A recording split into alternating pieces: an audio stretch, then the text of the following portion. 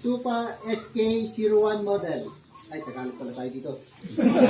Okay, so paglagay ng bala, open the up to, ay, tingnan na. Up, yan. Ito para umikot yung magazine. Yun. So, mapapaikot mo yun. Hindi matatanggal yung magazine, so dito ilalagay. Okay?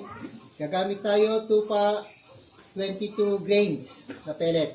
22 caliber. So, paglagay ng bala, sa isa, lagay lang doon. Medyo matrabaho.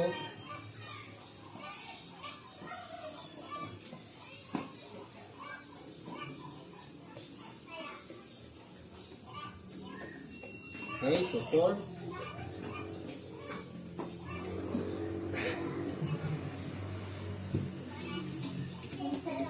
Ikot. Lagay ulit ng 4. 19 ano to, 19 rounds. Kasi presyo.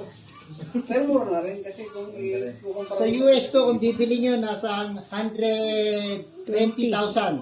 At least 120,000. Sa amin, mura lang. 95 lang. 25,000 peso. mas latest pa yan sa And then, this is mas latest model to kaysa yung binibentang SK01 sa US. Ito yung upgraded version. SK19 Air Arms.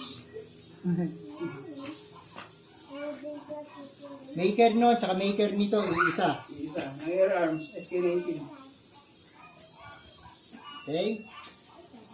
19 rounds. So, pagkalagay ng bala, baba to para hindi malaglag yung bala. Then, push down. Okay? So, dalawang safety features niya. Safe, isa, dalawa. Yan, safe. So, pagka magpa-fire tayo ng single fire semi-auto, ayan, then, doon.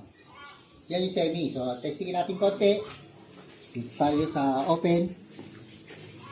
Tignan natin kung puputok. First time, putok to. Okay? Lakas. Okay? Nasa 950 FPS on 22 grains. Okay? So, sige. Baka may ano, tamaan ha. O, sige. Safe? Baka safe. Safe ba? Hindi. Fire.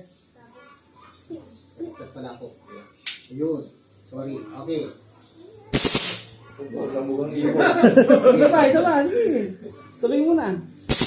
Daw na sa akin para makita mo yung blue pins. Lamugang ibon.